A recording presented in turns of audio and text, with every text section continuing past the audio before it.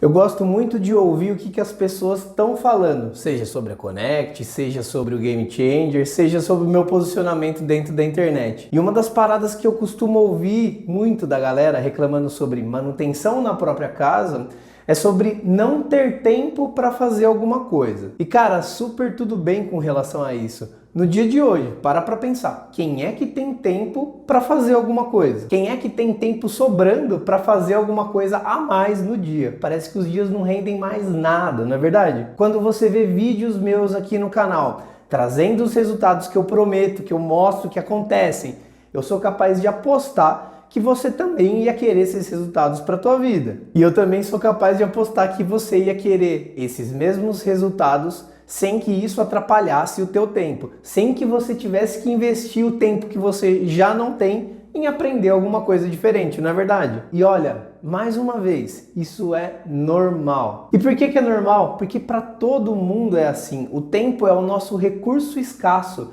e a gente precisa aceitar que é dessa forma. Nosso tempo é finito, o dia tem 24 horas e a gente tem um monte de obrigação muito louca para cumprir durante essas 24 horas. Não cabe mais nada no nosso tempo. E uma parada que eu gosto de falar é assim: eu, por exemplo, gosto de pão, mas eu não faço pão. Eu vou lá e compro pão. Ou então, por exemplo, eu gosto muito de café, mas eu não tenho tempo para fazer café.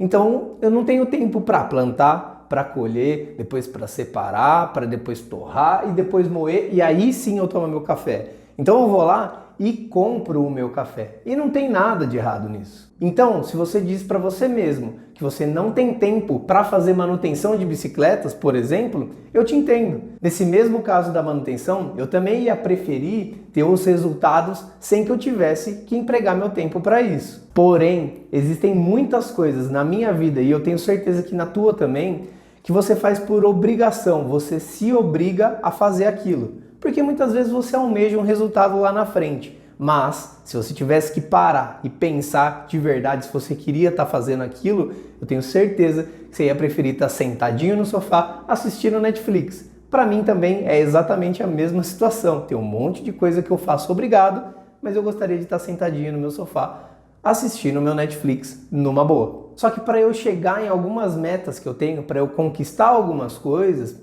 esse é o preço que eu tenho que pagar. Eu preciso me obrigar a fazer algumas coisas. Então, para conseguir chegar em algumas metas que eu tenho, metas pessoais, profissionais, ou chegar em alguns lugares que eu quero chegar durante a minha trajetória de vida, eu preciso me obrigar a fazer algumas coisas. Eu preciso pagar esse preço. E na boa, eu pago numa boa, sem estresse, pago conscientemente. E o que eu quero dizer com isso é que talvez você esteja usando o caso do pão, o caso do café, para manutenção de bicicletas. Só que o caso da manutenção é um processo, é uma receita um pouco mais complexa que o café e que o pão. Em primeiro lugar, porque achar um bom mecânico hoje no mercado que tem um preço legal já é uma tarefa difícil e que vai te consumir tempo, que é o teu recurso escasso. E em segundo lugar, porque vamos supor que você consiga achar esse profissional bacana, esse mecânico qualificado que vai trazer uma certa tranquilidade para a sua vida. Muito dificilmente esse cara vai te fazer reduzir pela metade os seus gastos com manutenção. E por trabalhar com um monte de gente, porque afinal ele precisa pagar as contas dele no final do mês, a probabilidade dele conseguir trazer a performance da sua bike para o 100% e aumentar a tua performance durante o pedal também é muito baixo. E o terceiro caso é uma parada muito legal. Se você não sabe absolutamente nada sobre manutenção, cuidados básicos ou tudo aquilo que faz parte para você aumentar a performance e reduzir custo de manutenção,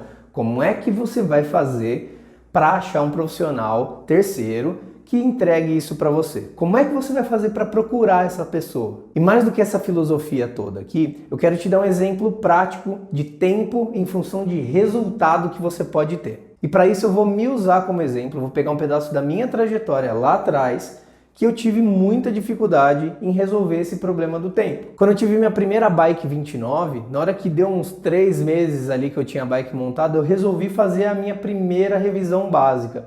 E assim, tinha muitos quilômetros já rodados que eu nem sabia quando nem como fazer as manutenções. Então eu fui lá, dei uma conversada com os meus amigos, dei uma procurada na internet e selecionei um bike shop.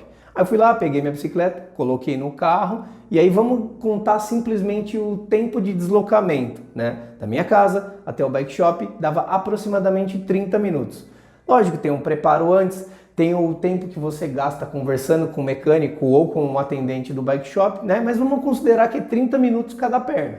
Eu deixei lá e voltei para casa. Então, aí já foi 1 hora. 7 dias depois, quando eu fui buscar a bicicleta, mais 30 minutos para ir, mais 30 para voltar. E aí, qual que é o lance? A soma dessas duas pernas me deu 2 horas só de deslocamento.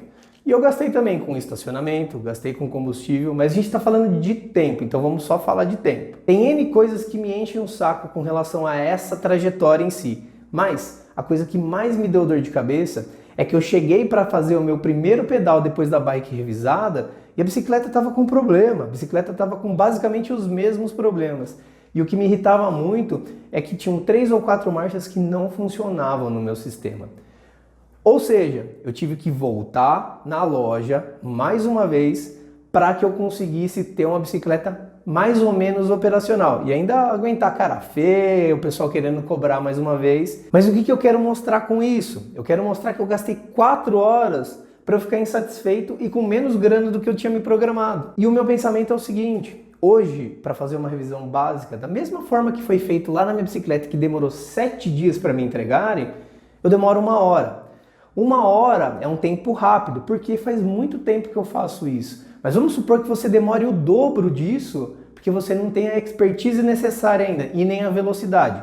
São 2 horas para você fazer o serviço. Você fazer isso no conforto do teu lar, em segurança. Aí você vai lá, escolhe uma musiquinha que você quer ouvir para fazer isso. Você vai lá, escolhe uma carninha para comer no churrasco, uma cervejinha para tomar, um cafezinho para tomar enquanto você está fazendo o processo. Executa da forma correta e aí no final você ainda consegue analisar, validar se aquilo realmente ficou perfeito para você. Porque o perfeito para mim provavelmente é muito diferente do perfeito para você. Tá legal a bicicleta ou precisa de mais um tapinha? A grande diferença é que você não precisa se deslocar por 30 minutos, mais 30 minutos e talvez voltar com outros problemas. Ah, nossa, mas você poderia ter validado se a bike estava boa na loja. Cara, de verdade, colocar a bike para dar uma volta no quarteirão é completamente diferente de você validar uma bicicleta dessas, da mountain bike, na minha no caso, na trilha.